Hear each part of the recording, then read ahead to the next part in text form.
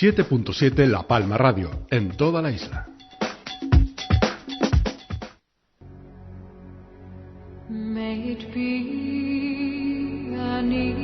Aquí comienza Mariposa,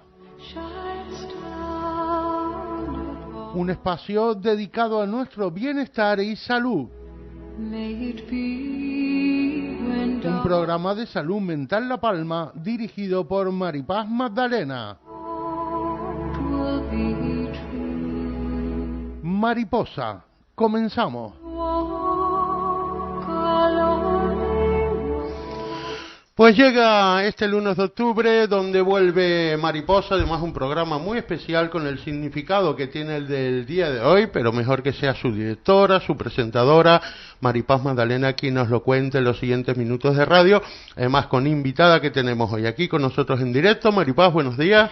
Muy buenos días, Vicente. Día Internacional de la Salud Mental, 25 años de salud mental en nuestra isla de La Palma, todo muy especial hoy.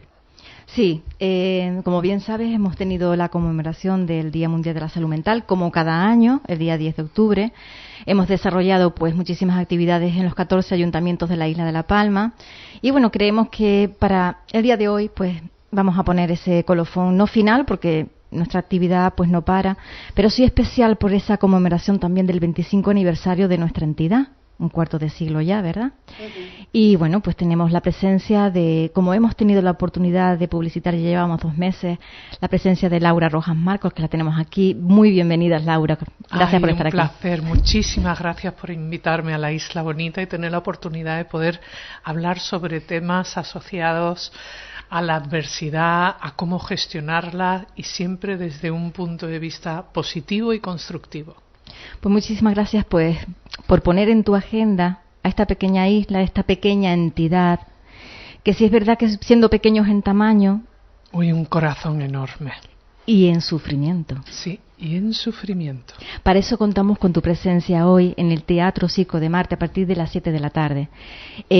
No vamos a hablar, Laura, de qué nos vas a contar. Queremos que sea tu primicia, ¿verdad? Uh-huh. Pero sí podemos hablar, Laura, de lo que es la resiliencia, de lo que consideras a título personal con tu experiencia, de lo que es o debe ser entendida la resiliencia. Esa palabra que sabes que muchas veces existen en psicología, psiquiatría, en el ámbito psicosocial, conceptos, términos y palabras que para bien o para mal usamos de una manera poco consciente de lo que estamos haciendo. En esta isla de La Palma hemos usado esa y otros muchos conceptos, términos, creo que muchas veces sin ser consciente de lo que hemos estado haciendo. La resiliencia, comenzamos si te parece. Pues sí, y de hecho creo que está directamente asociada con la sociedad, con las personas de esta isla, después de todo lo que estáis pasando todavía y lo que lleváis pasado, sobre todo en los últimos 2 años tras el volcán. Cuando hablamos de resiliencia, ¿de qué estamos hablando? Pues estamos hablando de una personalidad resistente, el aprender a superar las dificultades, la adversidad, las situaciones de crisis, el dolor, el sufrimiento y salir fortalecidos. Evidentemente es un proceso largo que no podemos saltarnos etapas, tenemos que afrontar el duelo, el estrés, la crisis y para eso necesitamos hablar, necesitamos compañía, necesitamos compartir y necesitamos ayuda y saber pedir esa ayuda. Cuando hablas de la isla de La Palma, has tenido poquita posibilidad de estar con los palmeros y las palmeras. Hoy creo que sí tendrás mayor asiduidad de público que te va a escuchar. ¿Qué lectura puedes llevarte respecto a la salud mental de nuestra población? ¿Qué lectura puedes hacer cuando veías los telediarios que hablaban de nuestra isla? ¿Qué pensaba una especialista de la salud mental como tú de lo que podíamos estar viviendo? ¿Qué te has encontrado en la isla? Pues me he encontrado con un poco de todo. Para empezar, me he encontrado con mucho amor. Yo nunca había estado aquí, llevaba muchísimo tiempo queriendo venir, compartir, intercambiar experiencias, sensaciones, aprendizajes. Y bueno, gracias a ti y a la Asociación de Salud Mental de La Palma estoy aquí y tengo esta oportunidad, a lo que estoy sumamente agradecida. He encontrado a personas que han sido y están siendo tan abiertas, tan generosas con compartir conmigo sus sensaciones, sus sentimientos, su proceso en el que se encuentran, sus emociones, incluso situaciones muy íntimas de pérdidas suyas o de sus seres queridos. ¿Qué es lo que eso supone? La depresión, la ansiedad, todo el impacto y las secuelas emocionales que está teniendo esta situación tan larga y tan cronificada de dolor.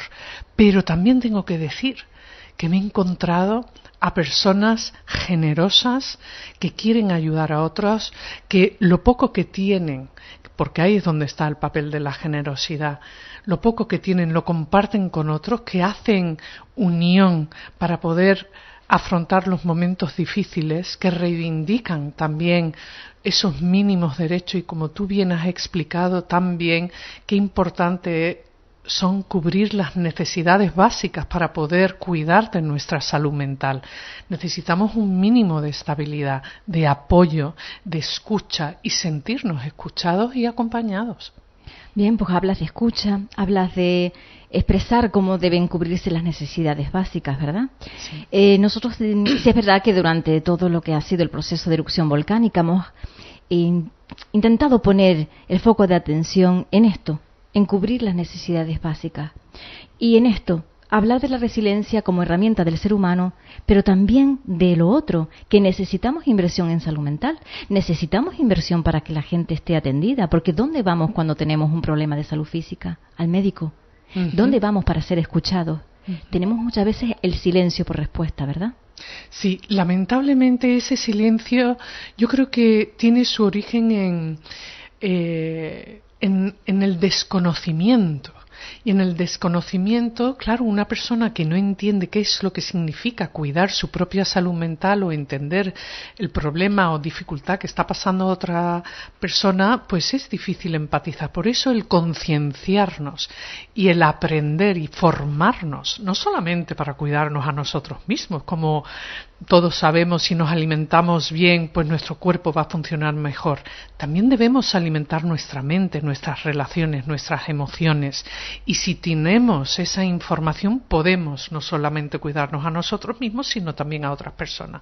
Lamentablemente, en nuestra profesión, y tú bien lo sabes, en la salud mental, yo me he encontrado todavía con personas que me hablan sobre la psicología y la psiquiatría como algo en lo que se cree o no se cree, ¿no? A un neurólogo, a un cardiólogo no se le dice normalmente yo creo o no creo, o incluso me encuentro con comentarios que le dicen a mis pacientes o personas de mi entorno: tienes una depresión, bueno, pues no estás haciendo o poniendo todo de tu parte, tienes que ver el lado positivo de la vida.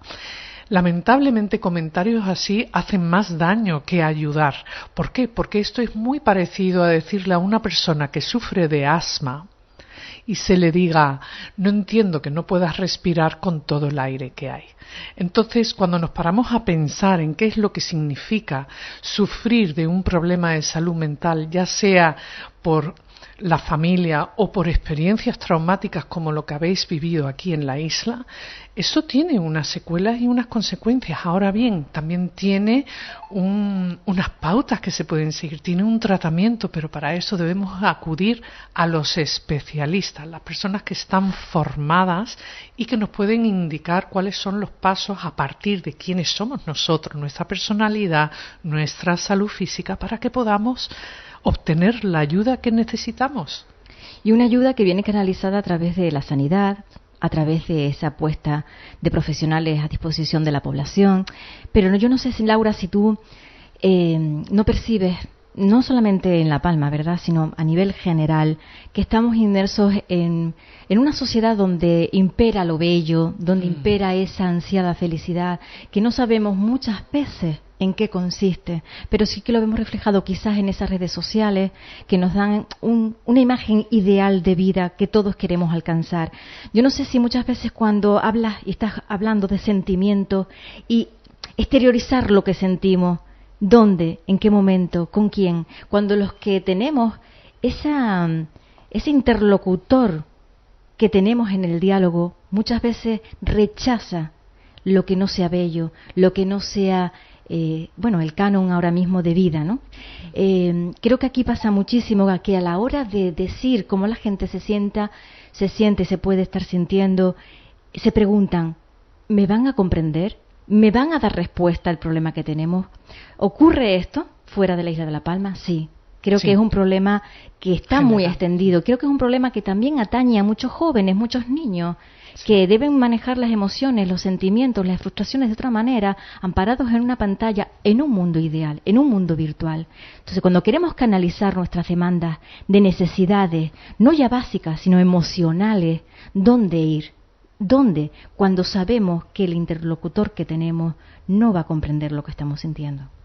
Exactamente, ahí estamos hablando de la capacidad y el desarrollo de la inteligencia emocional, la capacidad de escucha, de empatizar, de acompañar, de profundizar, de analizar. Lamentablemente sí es verdad que vivimos en una sociedad donde lo superfluo, donde lo superficial, donde las apariencias tienen mucho peso. Evidentemente todos queremos formar parte de un grupo. El sentido de pertenencia, como bien sabes, es uno de los pilares esenciales para la supervivencia y una de esas necesidades básicas de Maslow. Queremos ser queridos, queremos formar parte, porque para poder sobrevivir necesitamos formar parte de un grupo, aunque sea un pequeño grupo, ¿no?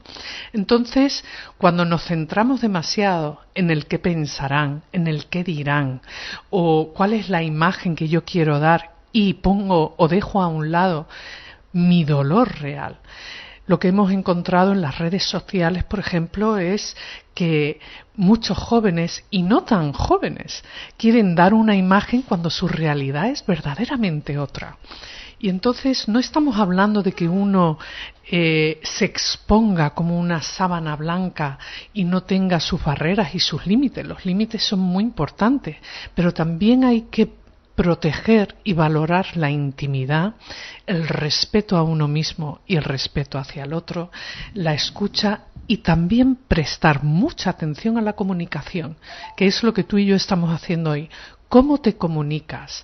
¿Tienes una comunicación saludable, responsable, considerada? ¿O caes en esos sincericidios que dices todo lo que piensas sin filtro? ¿O caes en las tiranías de los deberías? ¿No? Todo debería ser de una manera. ¿Cuáles son nuestros derechos? Pero ¿cuáles son nuestros deberes? Esa reflexión hoy día a veces necesitamos hacer un trabajo en nuestro campo, y lo hacemos, y es uno de nuestros propósitos, es explorar, ayudar y concienciar no solo a los jóvenes, sino a cualquier persona que quizás está pasando por un momento difícil y tiene sentimientos encontrados y miedo a compartir o a pedir ayuda. La ayuda existe, pero es verdad que también necesitamos aprender a saber a quién pedírsela. Claro, un tema que podemos unir a tantísimos temas de interés. Sí. Hemos hablado antes de estar aquí en 7.7 del tema del suicidio, ¿verdad? Para nosotros el tema del suicidio, mucho más alejado del efecto Weinstein, porque esto es un medio de comunicación, hablamos en este medio de comunicación del suicidio. Muchísimo, porque es un tema que nos importa muy mucho. Con esas cifras que tú bien conoces de 11 vidas en España perdidas por el tema del suicidio, por esas 800.000 personas, por esa persona que cada 40 segundos en el mundo pierde la vida por un problema que se puede prevenir. Que cuando nosotros comenzamos hace 25 años a trabajar en salud mental, nos decían, ¿cómo van a prevenir?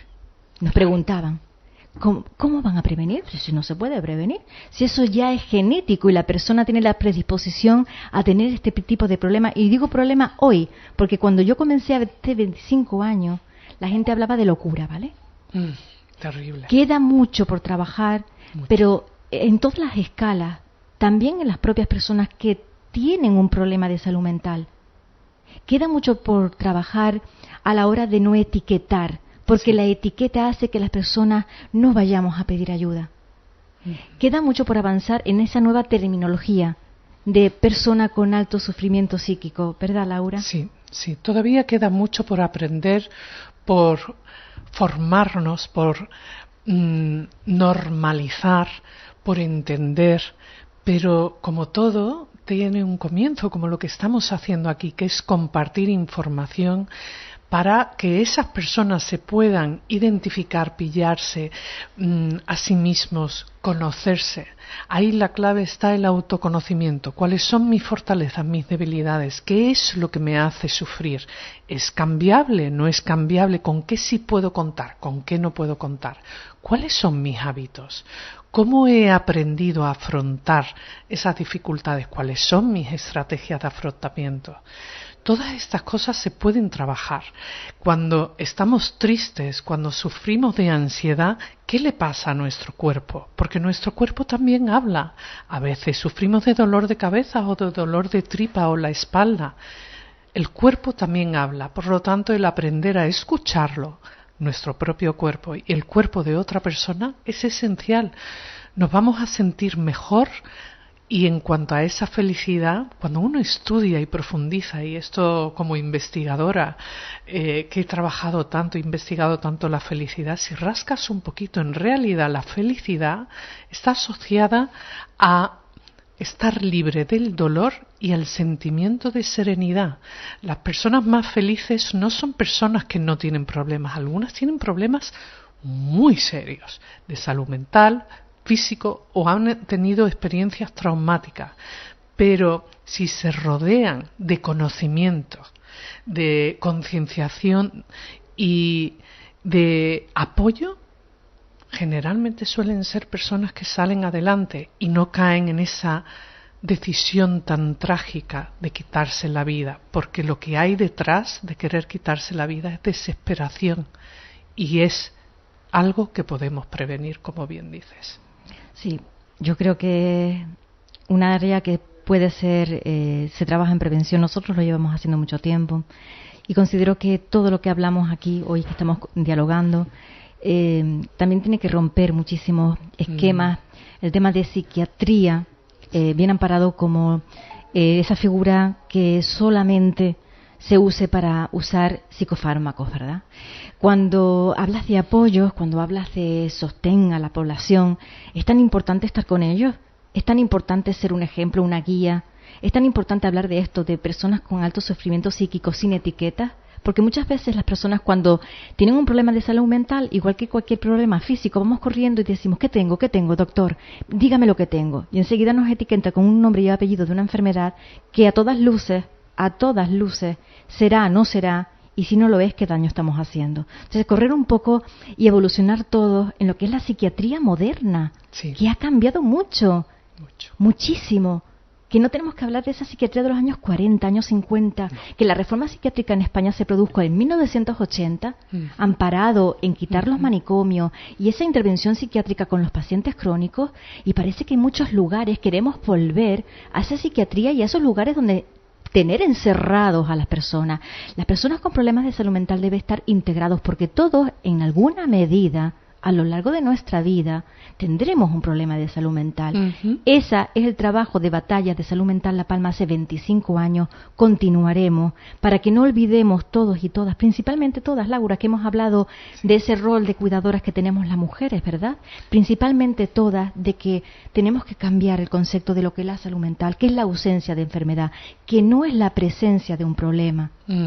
Así es, y me encanta que digas esto porque además las cuidadoras especialmente suelen ser mujeres, que hombres también, pero el cuidador sufre y muchas veces sufre en soledad y no sabe dónde pedir esa ayuda, a lo mejor con otros cuidadores, pero a veces esas personas también están ocupadas o no entienden qué les pasa.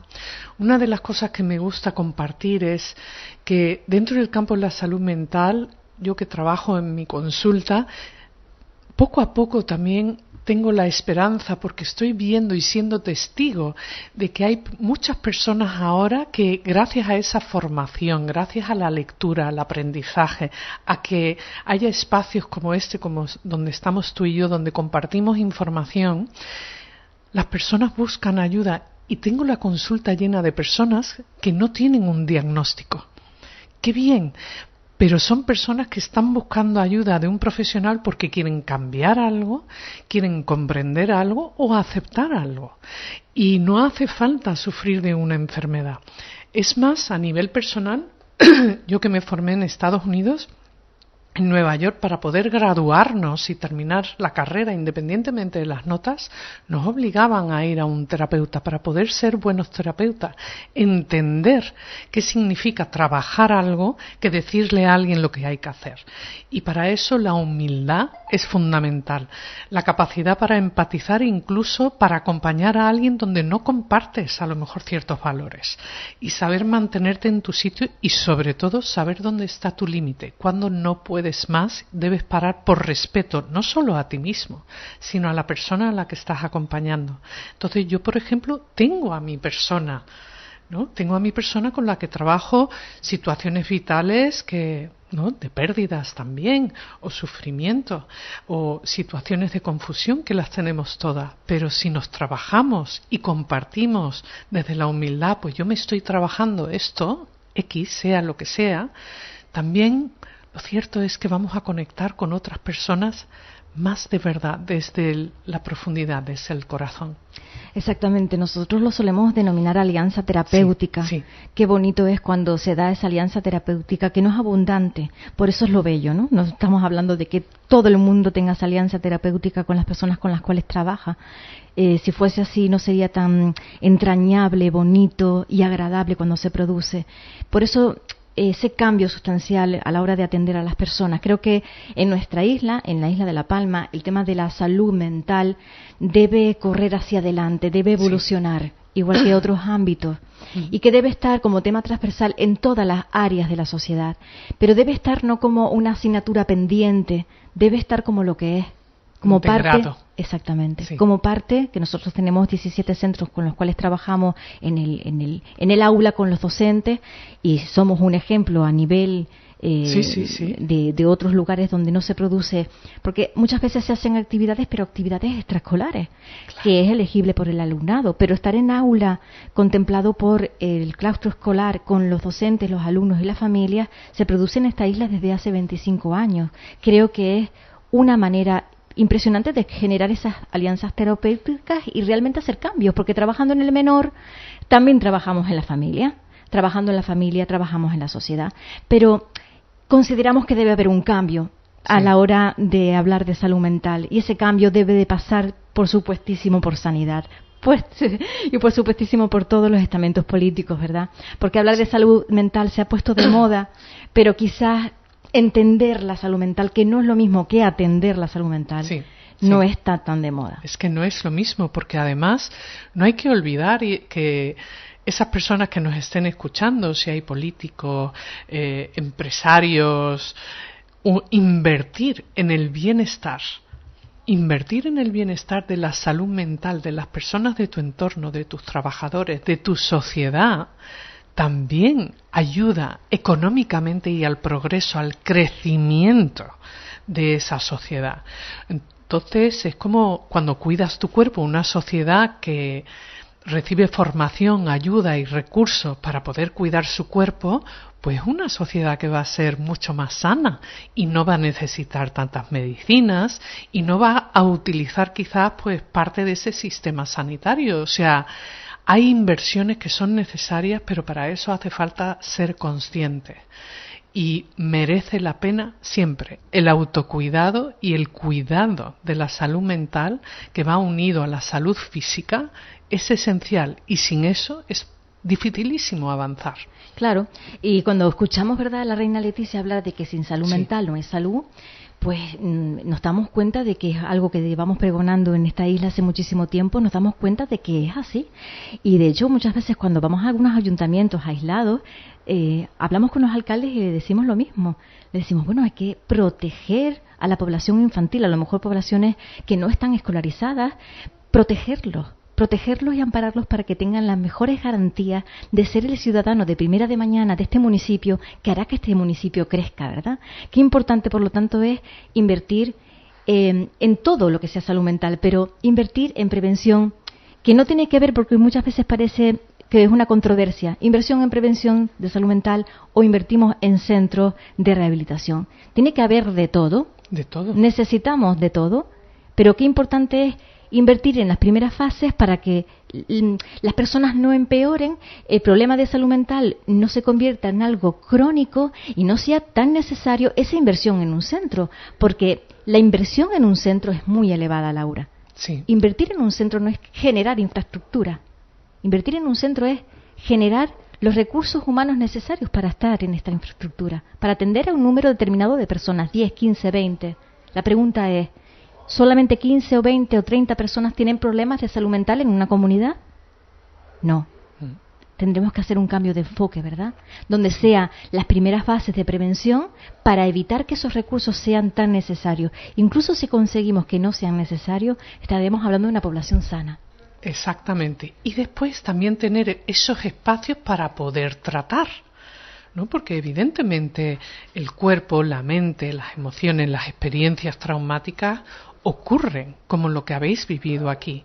Entonces, no solamente se puede hacer un trabajo de prevención, sino también crear ese espacio para poder tratar, para que no se cronifique, para poder ayudar a las personas a que puedan desarrollar su personalidad resiliente o resistente, para que puedan salir adelante y superar. Evidentemente, todos los que hemos vivido en algún momento de nuestra vida alguna experiencia traumática o varias, lleva un proceso de asimilar, de gestionar, de regular, de comprender y de también aceptar lo que no podemos cambiar. Pero no tenemos por qué permanecer en ese dolor el resto de nuestra vida. Nos va a doler siempre, pero en la vida podemos seguir adelante y eso es esencial y es algo que nos caracteriza al ser humano. Entonces, también necesitamos esos recursos y esas personas que sean conscientes y que entiendan qué significa cuidar la salud mental, la salud emocional, las relaciones, cuidar a otros, cuidarnos a nosotros mismos y que cada uno después pueda tener su propia actitud proactiva para poder dar sus propios pasos. Pues tendrás la oportunidad de profundizar hoy, ¿verdad? Sí, hoy sí, me apetece muchísimo, muchísimo, Maripaz. Tendremos muchísimo. la oportunidad, yo creo que es una charla muy esperada, de hecho no das abasto ahora por la mañana, sales de una entrevista y comienzas otra, yo creo que ese también para ti puede ser un termómetro, ¿no? Para ver el interés que suscita tu presencia aquí en la isla. Sales de una entrevista, enseguida tienes otra, esperando por agenda, enseguida llegan las 7 de la tarde, va a ser el momento de que tú nos expongas, va a ser el momento de darte la continuidad de que puedas regresar a la isla para conocer, sabes que trabajamos con esas personas que están viviendo en esos recursos, vamos a llamarlos así, habitacionales momentáneos, ¿vale? Y estamos intentando pues ayudarlos para que ese día a día, como tú bien comentas, sea cargado de ilusión y esperanza, ¿no? Que vuelvas, que regreses, no ya para estar en el teatro, quizás para que conozcas a todas estas personas que han sido personas afectadas por el volcán de manera directa, que siguen siendo, que van a estar esperándote seguramente, y que puedas dar un recorrido para que conozcas el volcán, para que conozcas a las familias afectadas de manera directa, ¿verdad? Ya hoy toca centrarnos en el Teatro Cico de Marte. Creo que también se acaba nuestro tiempo de Mariposa, tenemos que concluir porque tenemos un ratito para llevar a las personas que nos escuchan el tema de salud mental, pero yo me quedo satisfecha porque creo que hemos abierto un diálogo y ha sido un diálogo de comprensión. Y dice un dicho, que yo soy mucho de refranes, que a buen entendedor pocas palabras bastan. Yo soy mucho de refranes, uso muchos refranes últimamente, ¿no? Sí. Y es verdad, a buen entendedor pocas palabras bastan. No nos extendemos más, te esperamos esta tarde a las 7, recordarle en el Teatro Cico de Marte, recordar también que es entrada gratuita, ¿vale? Todo aquel que quiera entrar pasa por taquilla, coge la entrada y puede escuchar a esta maravillosa mujer, a Laura Rojas, que como bien le dije, cuando la encontré me parece que la conozco de toda la vida. Es lo bueno que tiene ser un personaje mediático, puede utilizar ese concepto quizás, porque no es porque salgas en los telediarios, no es porque salgas en cosas de la televisión, sino porque te seguimos en redes. Bueno, y yo a vosotros también. Al fin y al cabo tenemos la misma misión y propósito, que es ayudar, acompañar, concienciar y bueno, a intentar hacer que la vida de las personas dentro de sus circunstancias sean un poquito más serenas y más agradables. Sí, me gusta mucho esa frase. Hacer de la vida de las personas que sea un poquito más agradable. Con esa frase nos quedamos. Nos vemos a la tarde. Y a las personas que nos escuchan, emplazarlos hacia el próximo programa Mariposa, que ya lo tendremos para el próximo mes de noviembre. Y muchas gracias por estar siempre ahí.